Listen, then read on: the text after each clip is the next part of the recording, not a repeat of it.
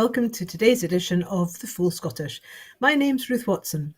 My guests today are Paul McLennan, MSP, Minister for Housing, and Francis Coppola, a specialist in economics, finance and monetary policy.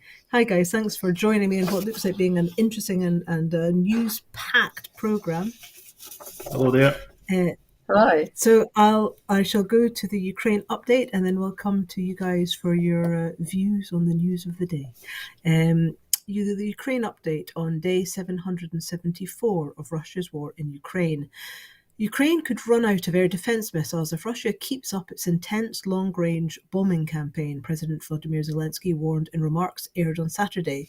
This morning, he said Ukraine does not have enough ammunition for a counter-offensive against Russia, but has started receiving some from partners to defend itself. President Zelensky said he hopes that he and Swiss President Viola Amherd will set a date within days for a World Peace Summit in Switzerland with 80 to 100 countries.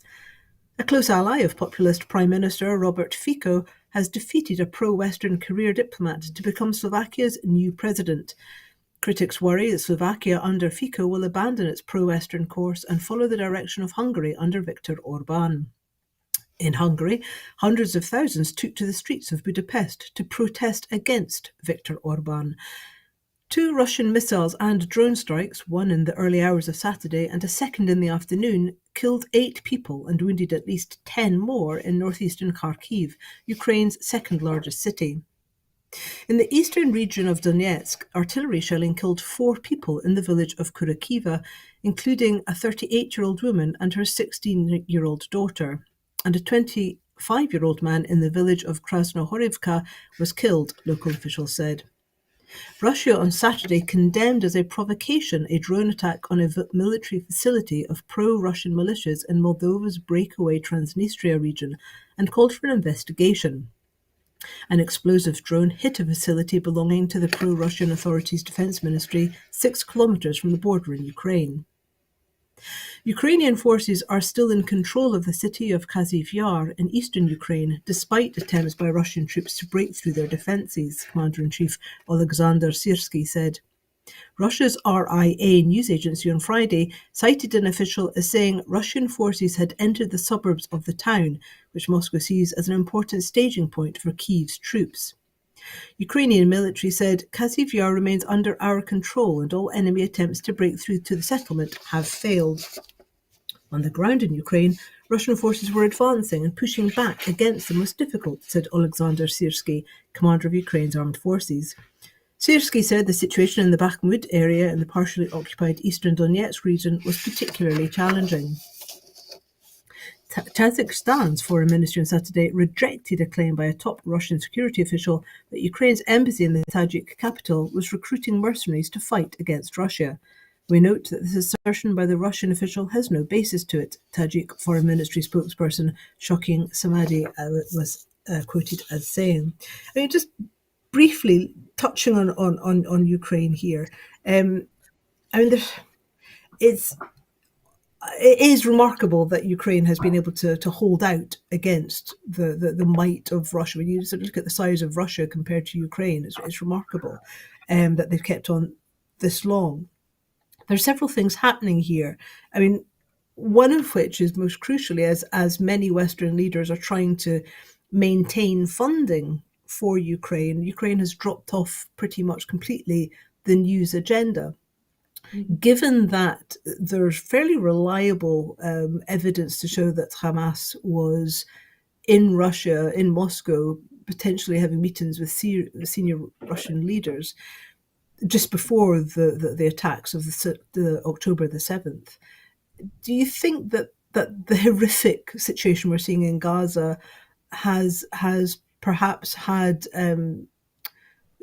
perhaps had Russian backing to try and knock Ukraine off the news agenda, so we kind of stop paying attention to what's happening there, even as Western leaders are telling us that we have to prepare for war in Europe because if Ukraine falls, Russia's coming for example, Poland next. I mean, Francis, you spend a lot of time considering international affairs of this sort.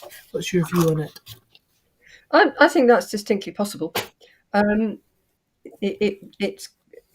Russia interferes with all sorts of things to try and promote its agenda and to try and destabilize the Western alliance. So it would not surprise me at all that it had intervened directly in the Middle Eastern flashpoints, to try and get Ukraine knocked off the agenda.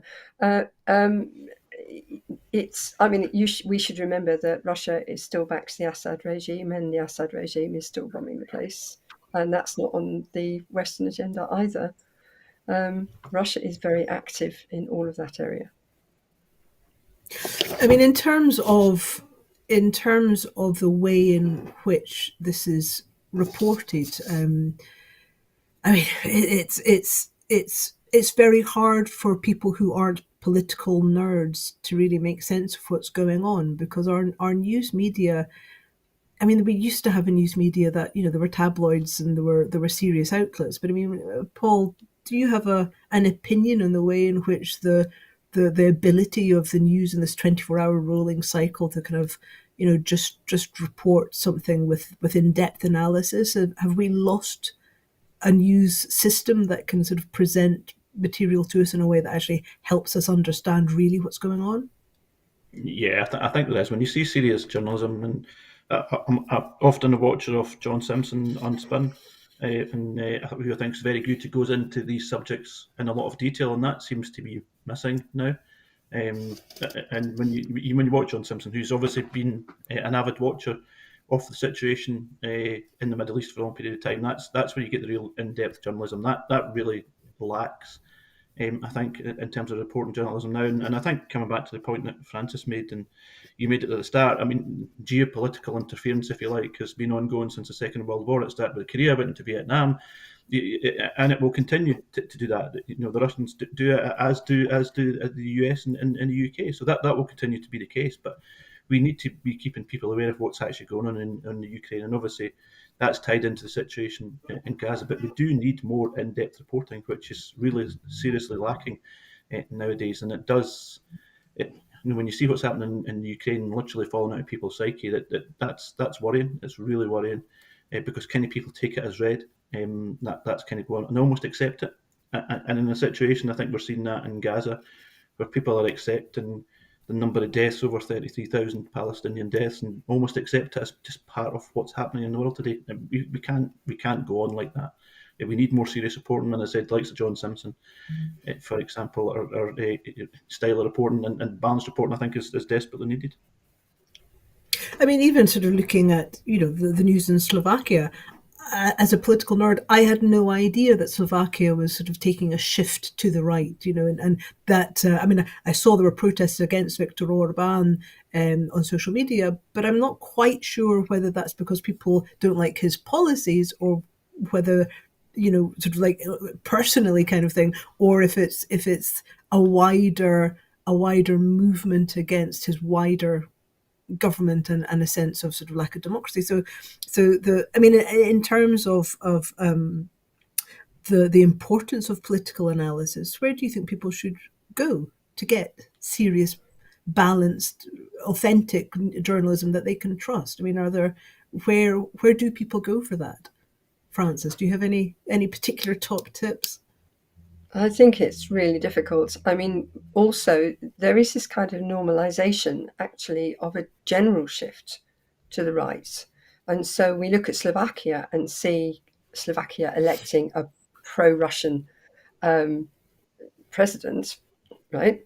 But that should be placed in the context of a general shift to right-wing politics across the whole of Europe, including in our own country. Maybe that tide is beginning to turn. I think it needs to, but that's what we've been seeing over the last 15 years.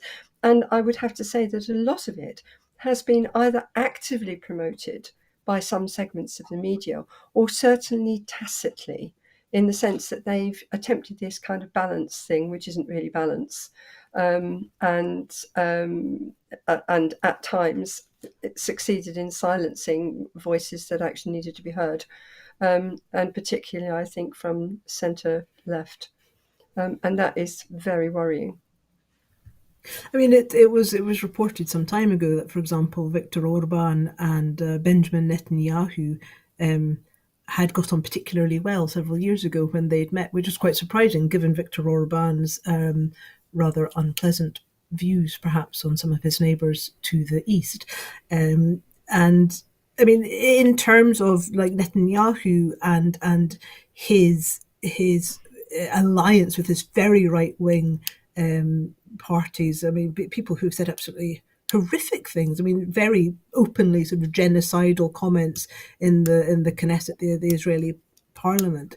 I mean, does it surprise you then that this coalition are so prepared to carry out what many now are openly saying is genocide? I mean, do the two tie in together? That you sort of you start off with people who are bigoted, and it takes, you know, obviously the situation on the 7th of October was absolutely outrageous and wicked, but then their response. I mean, in terms of the political aspect, Paul, how likely do you think it is that this particular government is going to rein back on its onslaught on the Palestinians? I think with Netanyahu, he'll continue to go as far as he can to eradicate not just Hamas, and we fully understand, and you know, the implications of what happened on the 7th of October, and totally can condemn these.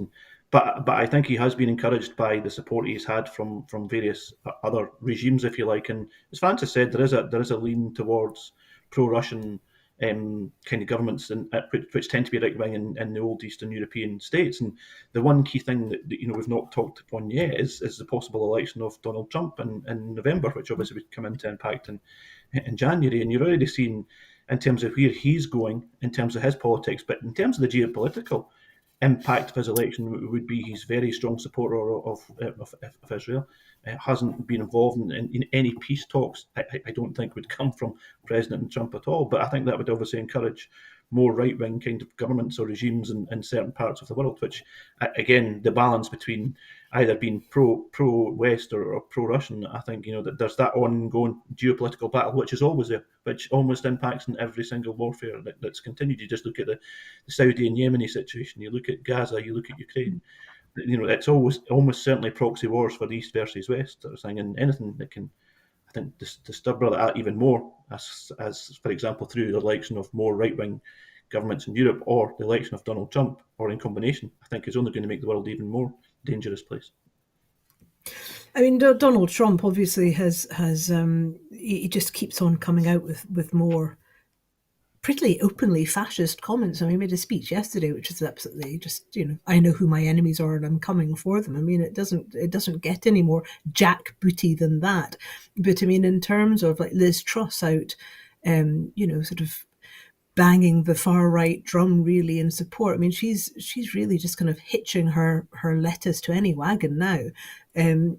But I mean, Pete Oborne of Double Down News did a very good analysis of what's happening in this country in terms of the right-wing Islamophobic, not even dog whistle, it's out in the open now, agenda. I mean, and that, you know, I mean, the UK is by no means safe or free from far right policies sort of being kind of glossed over. I mean, the whole thing about you know Keir Starmer really just not doing anything to stop the Islamophobic dog whistling is very concerning, is it not? Given that he's going to be most likely the next prime minister. I mean, Francis, what do you make of the shift to the right in UK politics? I think it's very disturbing, and we should remember that we have been here before. That the UK in the 1930s was not the most extreme by any means, but we had a significant fascist movement in the 1930s, which said really quite similar things to some of the things that are coming from the right wing in this country now. Okay, so we don't have the brown shirts and the jackboots, but the policies are similar. And as in the 1930s, they have the support of some of the press. You know, the Daily Mail supported fascism in the 1930s. The Daily Mail hasn't changed. It still supports fascism now. it goes under a different name, and its attributes are different, but it's the same set of policies. We do seem to come full circle on this from time to time. We become increasingly repressive, increasingly authoritarian, and increasingly intolerant of various minorities. Then the world does something terrible. And then when it's all over, we go, how did that happen? But actually, when you look at it, you can see that it was part of a general shift in an authoritarian and intolerant and ultimately brutal direction. And I think that's where we are now. So I don't know if any of you saw it, but the Jewish Council of Australia has come out very strongly against Israel's actions in Gaza. I mean, the most recent thing, killing 7 aid workers and saying, "Oh, it was a mistake because we thought there was Hamas in the middle of it," as though that would somehow legitimize murdering innocent people because you think there's one terrorist in the middle of them. I mean, that sort of speaks quite a lot, one would imagine, to the International Criminal Court. But Miriam Margolyes, who is something of a national treasure, I didn't realise that she was Australian, and she came out, and she's a Jewish woman, and she came out yesterday with the most moving comments about how it was not anti-Semitic to criticize Israel's actions because it's Israel, the government, that are committing these actions. And she spoke very, very movingly as a Jewish woman about the Jewish tradition of being tolerant and understanding what it was to be oppressed and therefore not being an oppressor. And she said other things which I won't quote here because I don't think it's my place to, given that I'm not a Jewish person. But she made some pretty stark comparisons between Germany in the 1930s and 40s and what the Israeli government is doing. I mean, given that you've got the Jewish Voice for Peace in America, Jewish Council of Australia asking rabbis to preach for peace in the synagogues, and I mean Orthodox Jews against the world speaking out against Zionism. Do we ever see this being reported? And do you think that actually for people like myself who are sort of a little bit nervous perhaps about being seen to be insensitive to Jewish sensitivities, given their horrific, the horrors that their people have endured over centuries, do you think that we need to be doing more to amplify these Jewish voices for peace, to try and get across the message that actually Gazans need some serious help? I mean, Paul, what's your view on this?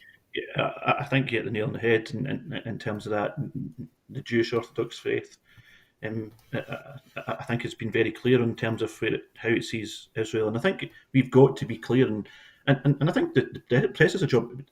The difference between Zionism and Judaism. Judaism is a very peaceful religion, and I think you're right to mention that. Zionism is much more different, and it's all about looking at the political state of Israel, and trying to use Judaism as an extreme way of doing that. And you can see that in terms of previous other conflicts that have been trying to use faith or a religion as part of that. I think is wrong. There is a role for the press, and we should be criticising Israel, not Judaism, because it's not. This is about Zionism and what to do that. And it's almost looking at some of the counter views you've seen talking about Islamophobia, when people obviously, conflate Hamas with Islam, and it's not. You can't conflate Hamas with Islam. Islam itself is a very peaceful faith, and it's extreme people who will try and use faith as a reason for their own, I suppose, political, ideological views. So there's certainly a role in terms of that. In terms of this about Zionism as against radical Islam, and I think that's there's lots more we could be doing as a press, and it comes back to the point you mentioned before around about how is this being reported, and it's been seen as against it's either Islam against Judaism. It's not. It's really not, and Benjamin Netanyahu's a history of obviously overreacting, I think, and trying to push that wider agenda of trying to get as many settlements in. So there's not a viable two-state solution, which again, nobody's talking about the two-state solution. We need to be talking about that. We need to be encouraging that. The number of deaths that are coming through now, I wish that we had more energy towards this two-state solution than we're seeing just now, which just seems to be it's just all about destruction. And we're watching Israel perform genocide. There is no other word around about it. We're watching Israel perform genocide day after day after day. And you reporting, as you said, about the 7 aid workers being killed was horrendous, and Israel come out and sack a couple of people. This has been a policy that they've undertaken over a number of years, which has been reported by a number of charities as well. So we need that balanced reporting. Whether we get it in the UK, I very much have my doubts.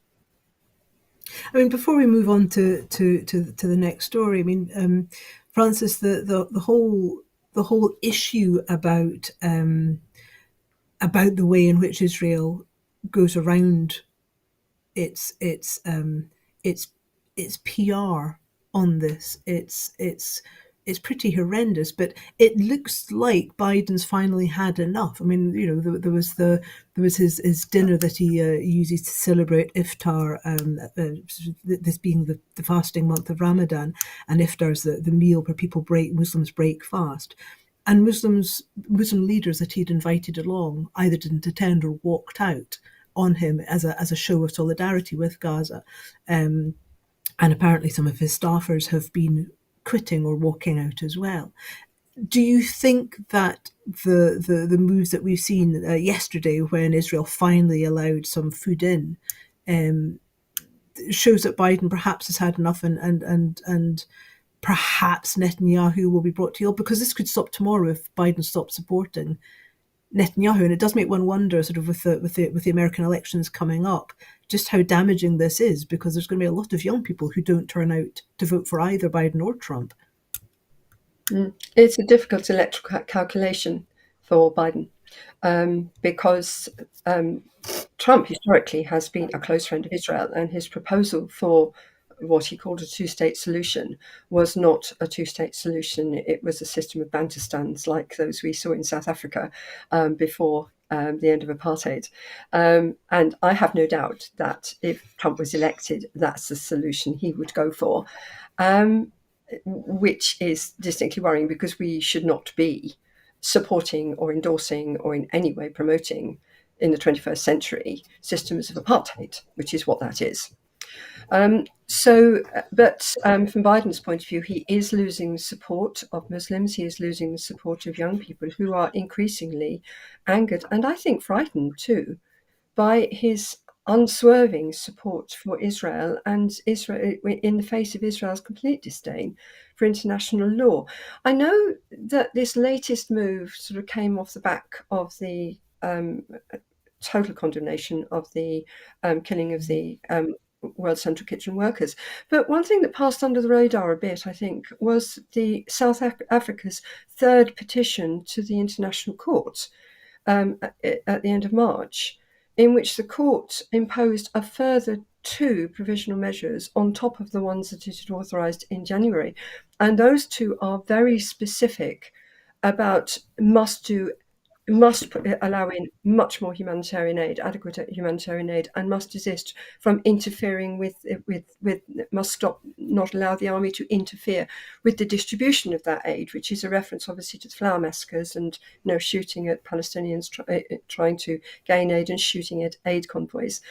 And those provisional measures are not just binding on Israel, they're binding on all the signatories to the Genocide Convention, which include the United States. The states like the United States, United Kingdom, European states, who are all signatories, are legally bound to do whatever they can to ensure that Israel obeys those provisional measures.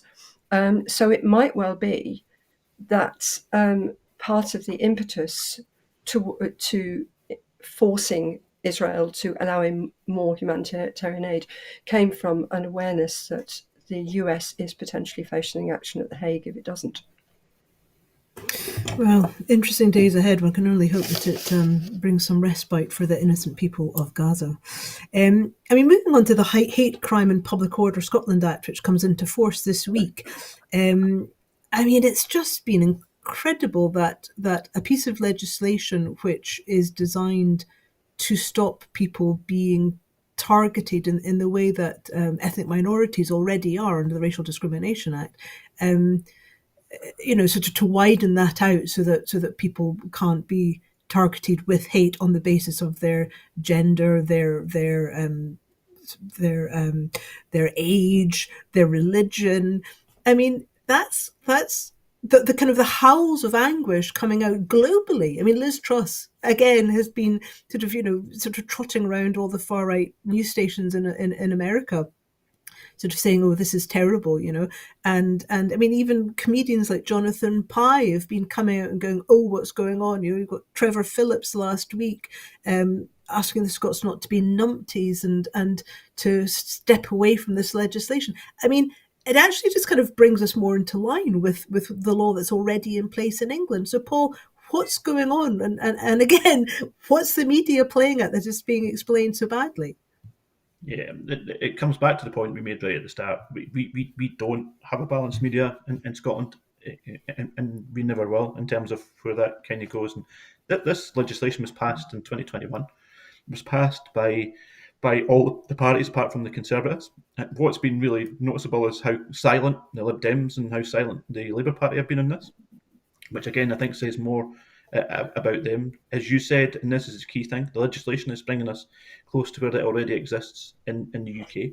The legislation was passed in 2021. Here we are when it comes into effect, and we've had crazy reporting in terms of where that again. And again, it's anti-Scottish government. It's not on the facts, and you've seen lawyer after lawyer after lawyer after lawyer coming out and saying these are the facts. This is not what's been reported, and there's been a whole lot of misinformation. And to be honest, it's lazy journalism at best, and that's me being kind in terms of that. But the reporting has been absolutely terrible in that regard, and it does bring us closer, as you said, to where it already exists in the UK, which seems to have, funny enough, not been reported in the press. And it comes back to me about the political discourse in terms of that, what's been created by that push towards right wing politics in the UK. That political discourse comes right across, and it's impacted in Scotland as well in terms of that, just what's acceptable and what's not. And anything in towards equality seems to be, it's identified as a woke culture or whatever. No, this is the policy that's been brought forward for the right reasons, that brings us in line, with the rest of the UK in terms of that, and will be a policy that I think will make a difference. But the reporting has been absolutely terrible on this.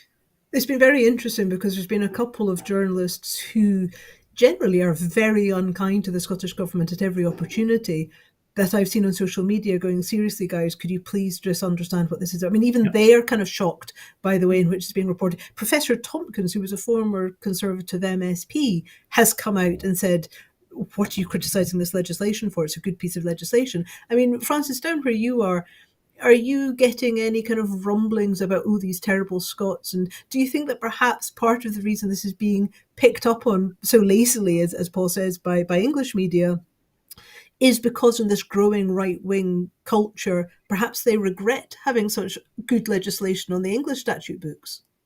I think they do. You should remember that there are some groups that are gearing up to attack the Equality Act on some matters, and they're getting a bit of a sympathetic hearing from certain people in the UK government as it stands. So the Scottish government's the Scottish legislation kind of pushes away from the direction that they wish to take the English legislation in.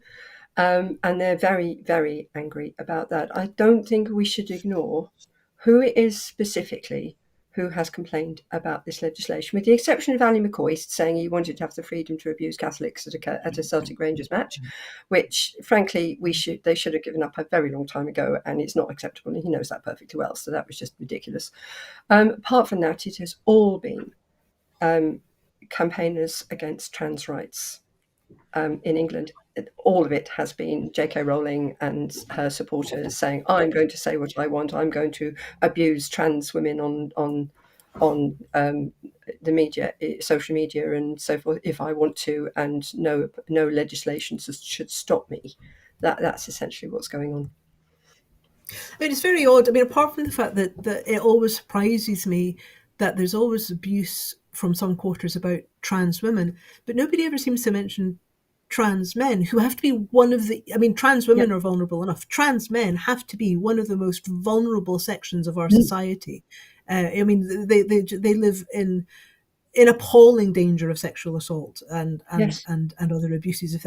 But obviously trans women tend to be more noticeable than trans men. But I mean, even not getting into this the whole debacle specifically about trans people and their right to exist. And obviously they've been around. I mean, the ancient Greeks talked about trans people. I mean, it just wasn't a big deal back then. They didn't even have words for homophobia. You were just a sexual being. You kind of weren't, it was just like, well, people have sex, so what? You know what I mean? Anyway, to move into the whole issue about the hate crime. I mean, why is it that people have got this? If you were to explain it to somebody, well, you can't abuse. There were certain comedians who complained about not being able to abuse black people back in the 1970s.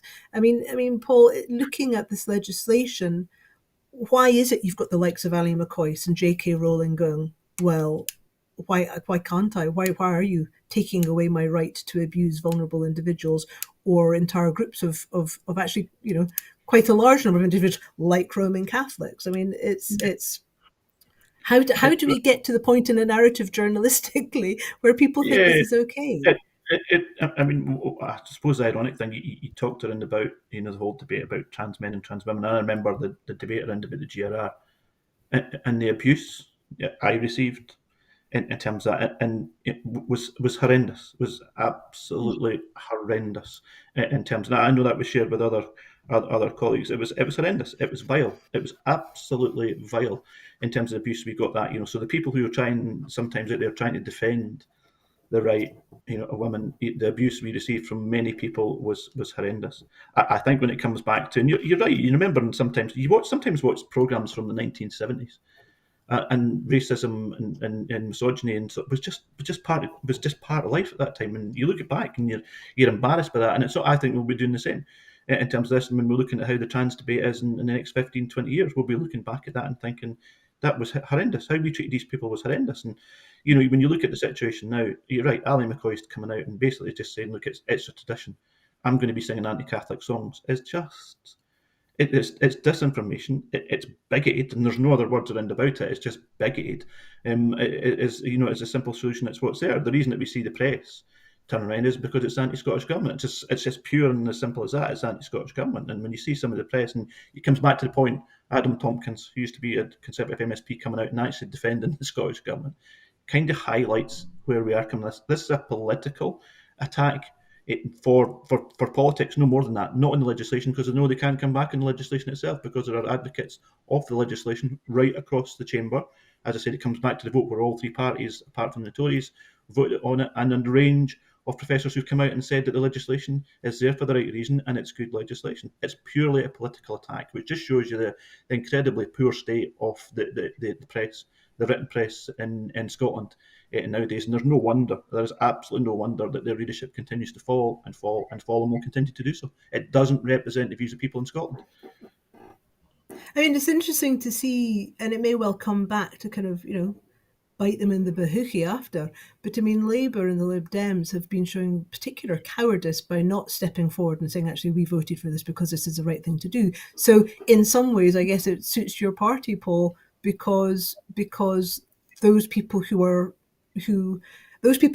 have got gay people in their family, or have gay friends or transgender friends. And I have to say, I've had transgender friends since I was 17. And I've, even in the little village 6 miles from me, one of my friends, her daughter is now her son.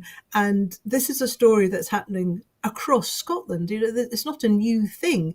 And so most people have got gay people in their family or friends circles, and they may well know somebody who is transgender or is gender non-binary or is Roman Catholic, or I mean all these, or is old. So surely it's more of these groups of people who are actually going, well, actually, I don't want to be abused. Then, I mean, Francis, do you think that there comes a sort of tipping point where people go, well, actually, I know that everyone's going on about this, and they don't want us to like it, but actually this affects me and my family. So, I mean, do you think that there comes a tipping point, Francis, where people can see it for what it is?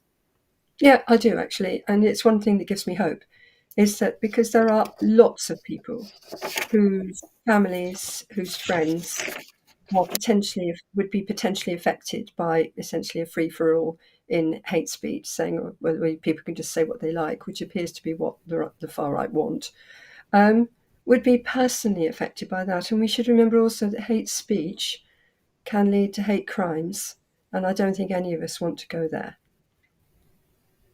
Well, sadly, I think you just have to see some of the Old Firm matches, and there's plenty of people you see actually do want to see it go there. You're right, because I mean, in terms of abuse, I've had two death threats, two viable death threats that I've had to deal with. In terms of, and it did start up as hate speech. It then moved on to hate crime. So I've had two viable death threats. We've seen politicians killed because of this. It's real. This is real, and I think that, for me, we need the legislation. And of course, any legislation requires that balance. I think it's balanced legislation. And I think when you see the role of the press, it has to present it as that. By all means, if they're against the Scottish Government, go and do some proper analysis on it. But you tend not to see in any case, any analysis. You mentioned about the Daily Mail, Daily Express. It's a political position. There's no analysis. And it's as simple as that. And this is where we do need, the role of press does really come in. But as I said, its influence is beginning to wane. But we have to win the hearts and morality people are in about this, because we're doing this for the right reason. And it's bringing us into line with the rest of the UK and in the rest where the rest of Europe is. A political discourse, there is far too much hatred in it at the moment, far too much hatred in it. And, this furore around about the disinformation we're seeing from the press doesn't help it in any way, shape or form at all. And I think sometimes I wish the papers would, the right-wing press would recognise that, and they've got a role to play, but they don't and they won't, which is sad, really sad. I guess it depends whose pockets are paying them. But moving on to the new housing bill, which you should know all the answers about here, Paul. Published just before Easter, regulations requiring new buildings be fitted with clean heating. Is Scotland doing enough to provide warm, dry and net zero homes for everybody? And is the UK government holding up investment in insulating existing buildings and the development of renewable energy? I mean, Paul, this is being touted as a sort of great story that new houses are going to be, hopefully clean, dry and warm. Are we going to be living in a halcyon, cosy scenario going forward, or can you see there being hiccups? Yeah, I mean, you just have to see the ongoing stories about climate change. First of all, giving us that context around about why we need to do this. And I remember being on the local government committee a few years ago before I was housing minister, and the estimated cost then was around about £33 billion in Scotland, with the creation of 15 to 20,000 jobs. Now that cost has probably gone up to around about £40 billion in terms of that. And again, looking at that, and there was Professor Ken Gibb from Glasgow University who presented the work on that. And obviously it's part of the broader heat and building strategy and what we need to do around about that. How we finance it, of course, is incredibly important. And obviously there's two ways. One is obviously how do we insulate the buildings, and two, how do we heat the buildings. And of course, these are wrapped up together. Local authorities are looking at their heat and energy efficiency strategy at the moment. They'll be moving on to delivery plans, because obviously the situation in Glasgow is different to the Highlands, it's different to East Lothian, for example. So there's a lot of work going on in terms of that. Government obviously sets the policy. It can fund, as it does at the moment, £1.8 billion to local authorities and other projects to try and see how we move towards that. But most of this funding will need to come from institutional investment. And I was just down in London just on Wednesday, where we launched the Housing Investment Task Force, which is looking at the issue of general funding into housing, but also looking at the issue of how do we get investment into moving towards net zero. I think the UK government's policy position hasn't helped the situation, but you've got to remember, this is probably the new industrial revolution. Coal didn't grow itself. It didn't grow in investment from just governments. It grew from investment from stock markets, from institutional investment. So what we need to do, and what we're doing now, is obviously flipping that around to make sure that institutional investors are investing in the move towards renewables, or investing in the move towards obviously looking at how we heat our homes and so on. And I don't think capital's the issue, and I've actually been told directly that by that there's a housing and green heat finance task force. Capital's not the issue. It's scalable schemes, and schemes that can work for everybody. In terms of that is the real challenge. There's a lot of work to be done, but the Scottish Government are leading on this and will continue to lead on this. It's challenging, but there are also real opportunities in terms of how do we tackle fuel poverty, how do we create a green economy, how do we create more jobs. And I think that's the really important part we need to keep on focusing on as we move towards this. I mean, Francis, you'll have a better sort of economist's head on than I do, certainly, because I don't really get a lot of that. Um, but in terms of this new model of housing, we've got to be green because there's a climate emergency. I mean, it was 32 degrees in Algeria yesterday, which is summer weather, not April weather.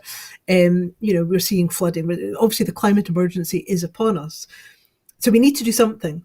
But is this an opportunity which we're risking missing, actually tipping the balance towards individuals and individual housing sort of becoming more autonomous? So, for example, all these new builds, could they or should they all have solar panels? Could they or should they all have sort of little windmill generating power on their roof? Should we as individuals be given more of an opportunity to actually step away from the high energy? Could we have a paradigm shift where actually we all become electricity and power generators, rather than leaving it to the remains of big oil? I mean, what's your view on that? Well, I think this is kind of linked actually to the general housing shortage, to be honest. We aren't building enough new houses anyway. So whether the houses are green or not is kind of neither here nor there. The fact is the majority of people in this country live in houses that are not new. And retrofitting those houses, literally nobody wants to grasp that nettle and get on with it. Even insulating them properly is not now fundamentally being done. Let alone installing solar panels and windmills and helping everybody to generate their own electricity and contribute to the grid, which is a lovely dream. But we are nowhere near that, and I'm not seeing any government or any party really grasping that one. So, Paul, are you going to grasp that nettle? Yeah, I think, as I said, I met investors in October talking about the opportunities to invest in Scotland, and one of the key things, and brings it back to the politics around about that I'm the housing minister in Scotland. If I went to housing ministers in Ireland or France or Denmark or Sweden, they have the ability to go out and borrow money. I don't. There is a strong business case. There is an overwhelming business case about the UK government giving us the ability to borrow more money to invest into housing. I have to deal with the housing budget, the capital housing budget I'm given from the UK government, basically, in terms of that. There are other issues around about guarantees that I don't have that the UK government has, for example. The Housing Investment Task Force is looking at that and looking at other issues to try and bring Scotland to a more level kind of playing field when it comes into that. Now, in terms of context, we build 70% more head of population in Wales and 40% more in England. But it comes back to the point that Francis makes. We need to be building more. Now, new housing that comes forward, as you said, it has to be non-fossil fuel. If it's approved from April 1st this year, it has to have non-fossil fuel heating that's there. But we need to look at that systemic change around about how we build more homes, that systemic change about how we finance more homes.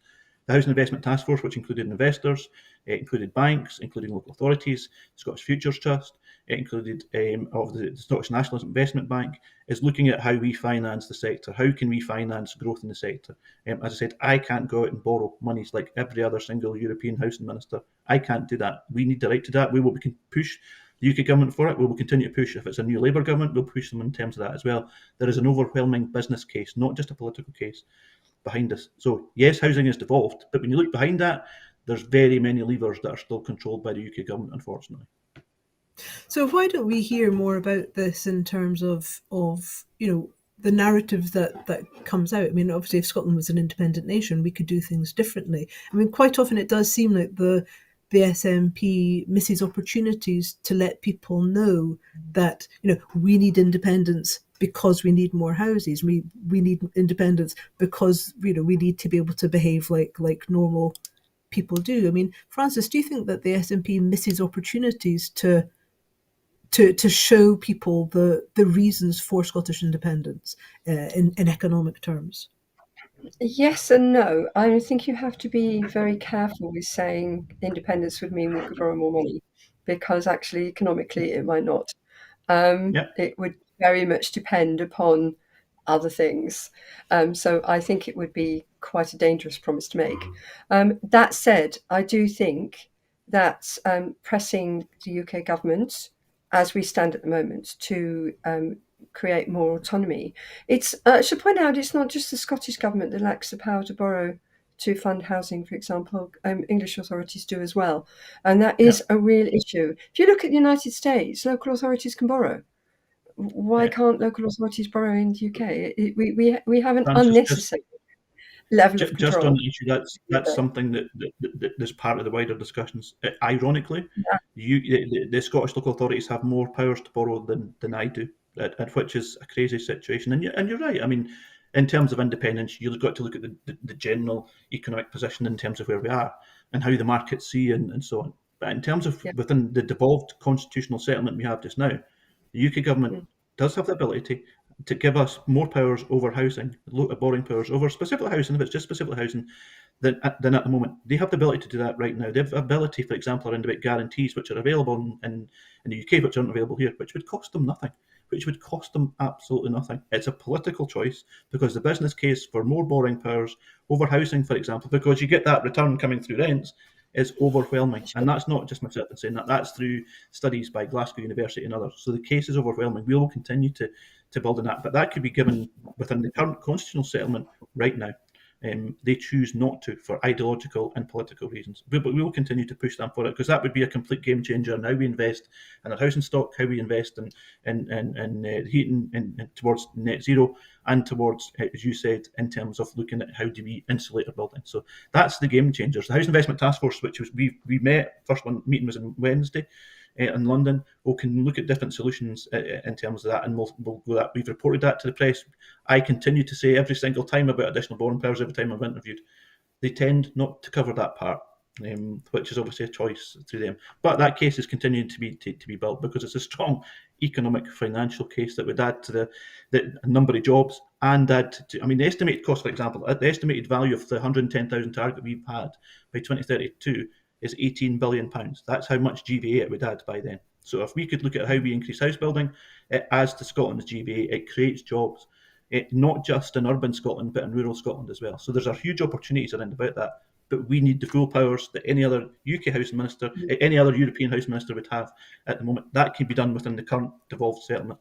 It's up to the UK government to do that. We'll continue to push them to do that. Well, looking at matters fiscal, new tax rates came into force in Scotland yesterday, meaning the top 5% of Scottish taxpayers will pay a higher rate of tax this year compared to last year. But the majority of taxpayers will still pay less than they would elsewhere in the UK. I mean, so just to give an illustration, I mean, if you earn from £12,000 to £14,876, that's 19%, up to £26,561. That is 20% for up to 43,662. That is 21%, and 75,000 up to 75, that's 42%. Then over the new band, I think it's 75,000 to 125,140, that's 45%. And above 125,000, it's 48%. But of course, that's kind of like over the basic rate. So you're not sort of paying 48% on the entirety of that 125,000, which often is a bit that people tend not to report accurately. You get there's great conflation in saying, oh, you know, people are leaving, they're not coming to Scotland because of this higher tax rate. And yet when you look at the fact that you're getting free prescriptions, your children are being funded going through university, I mean, is there any evidence, Paul, that the terrible Scottish government is driving new people, competitive people, away from the market because they're being asked to pay a little bit more on their taxes? No, I think you will hear anecdotal evidence coming from opponents. No, I mean, you hear Anna Sarwar, and I know there was a push during the week around about taxation, and what really staggers me is Labour's move away from progressive taxation. It's incredible, and you know, I know there are Labour MSPs in the Scottish Parliament who are uneasy about this because they tell me they are. In terms of that, in terms of looking at the situation, they often quote teachers and nurses and so on. And the tax rise at that level is about £7 a year, in terms of that. That's without looking, as you said, around about what else is available in Scotland, either through lower council tax rates, through free tuition, for example, through free prescriptions. That then, if you're moving towards the higher rate, I think I've always been, my politics have always been left to centre. I always believe in progressive taxation, and it kind of comes back to the point, and you've probably both seen the film Denmark by Leslie Riddick, and and people accept that higher rate of taxation because they know the difference that makes in a social democratic way in Denmark, for example, and they have the facilities and the services that they deserve, but they know they need to pay for that. And again, this is the whole debate around about where we are just now. The UK has the highest rate of tax liabilities for, I think, for over a generation. But when you see the debate and talking about Scotland moving towards a more progressive taxation system, then it really frustrates me. I understand the Tories' position on that, but Labour, it's moving away from progressive taxation. And you'll often see in the Scottish Parliament, Labour will demand expenditure on this, expenditure on that. We need to be spending more money on this. When they ask them what's the other side of the coin and ask them how they would find the money, you don't get an answer in any way, shape, or form. None whatsoever. And they're moving away from progressive taxation. I think that's no doubt that they want to play safe. As Keir Starmer does, make sure there are no faux pas and they get elected in October and November time. There won't be any change in terms of that. But it's staggering around about, again, where the political narrative has come on this and where Labour have moved almost to the position of where they are with the Conservatives on this one. I mean, when you look at, for example, the fact that, our NHS staff are paid more in Scotland than they are in other parts of the UK. We've got the Scottish Child Payment, which has been described internationally as a game changer and a radically useful piece of legislation for taking children out of poverty. I mean, Francis, does it surprise you that Labour are sidestepping? I mean, the Labour are kind of like looking to be Tory plus almost. It's like, oh yeah, we think that Margaret Thatcher was amazing, and Wes Streeting saying that he would open the door to privatisation of the NHS. And I mean, what is happening with Labour, and where do you think Scottish Labour are finding themselves caught between the wish to be, sort of the echoes of the Red Clydesiders, and sort of that proud heritage of left of centre politics, which has sort of been vacated by the Starmerites and the sort of Blairites? I mean, can you see why Scottish Labour are kind of stuck between a rock and a hard Starmer? I think it really comes back to what we were talking about earlier, about the general lurch to the right in the British population over the last 15 years. And across Europe more generally, across the Western world more generally, that it's very hard at the moment to pursue genuinely left-wing policies with popular success, because that's not where the populist agenda is right now. I hope that will change, but I do think the media has been complicit in pursuing a right-wing agenda. It's taking for read nonsensical things like, the BBC continuing to repeat this stuff about national credit cards being maxed out and households being like the government being like a household. We've been debunking that for a decade, and yet it's still being rolled out by the likes of Laura Kuenssberg. I am frankly tired of explaining it to people. But while that continues to be the narrative that's pushed in the media, it's very hard to actually get any impetus at all towards a different view of government spending and of government financing. And what's your view? What is your view of the Scottish approach then? Well, the Scottish government has been trying to push back on that a bit, but it's actually, in a way, in this general kind of zeitgeist, it's quite hard to do that. And I think that's why Labour is being very cagey about it, because, it is a question of, they want to be elected. And if they go and do something that the population as a whole regards as irresponsible, they might not be. We saw that in 2019. Paul. Yeah, so Paul, we've seen it's the SNP is 90 years old today. Happy birthday! Is independence the best future for Scotland? And if not, what offers a better solution? But as Francis is saying there, there's a shift to the right. In England, in Scotland, we're still voting for left of centre. So, do you see that the SNP, 90 years old, it is going to be a general election this year? Do you think that this is the year the SNP actually achieves its raison d'etre by delivering the beginnings of the mechanics for Scottish independence? Or do you think it's going to be another 90 years that we're still having this conversation, although we won't be here to have it? No, it certainly won't be another 90 years. I wouldn't be silly enough to suggest it's not been the easiest year or two for the SNP in terms of that. In terms of looking at the issue about independence. Without doubt, the case is stronger than ever. And you just look at the situation in Ireland, for example, and of course they're not perfect solutions. Just look at Denmark, and I had visited. I had a visit from Danish teachers who represented English classes maybe about 6 months ago, and they said they would bring they would bring people across, their students across. I met them about a month ago, and they all asked, why isn't Scotland independent? Because Denmark is so similar to Scotland. Scotland has more attributes than theirs. So it's almost recognised now other people see us. And the challenge, of course, is trying to make sure that people will continue to see that independence is still the best way for Scotland to move forward and be a more democratic and I suppose more socially just country. And I think you still see, regardless of what's happened with the opinion polls with SNP, support for independence is still being around about 50-50, and it's more needed more than ever. Coming back to the point that Francis made towards the right wing political discourse and right wing travel of direction.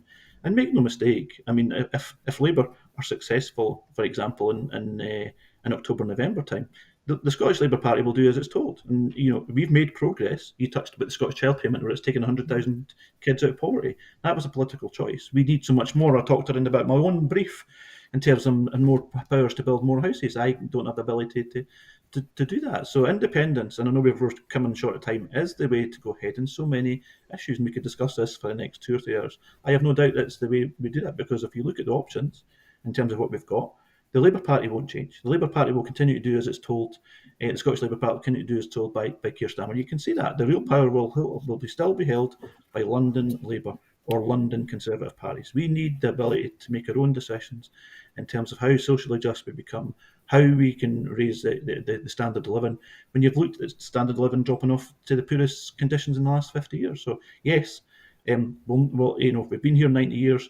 I don't think it's going to take anywhere near that long period of time. And I'm still confident we'll win the majority of seats come October, November, or when the election's called in Scotland this year. And given that Michael Gove has been saying that he thinks that that's the way that decisions should be made, it's obviously the SNP's manifesto for delivering independence rather than just asking for it. That majority of seats must be quite a tempting prospect for you. But Francis, very quickly, and a difficult one to address in 30 seconds, but you say that the UK is heading to the right of centre, to the far right, and Starmer's kind of like rushing along Boudica, like similarly sort of a Thatcher wig on, sort of shouting, vote for me, everything's safe. Do you think that Scotland is a left of centre, progressive, inclusive nation? Or do you think, looking at it from outside, that we just like to pat ourselves on the back and tell ourselves that?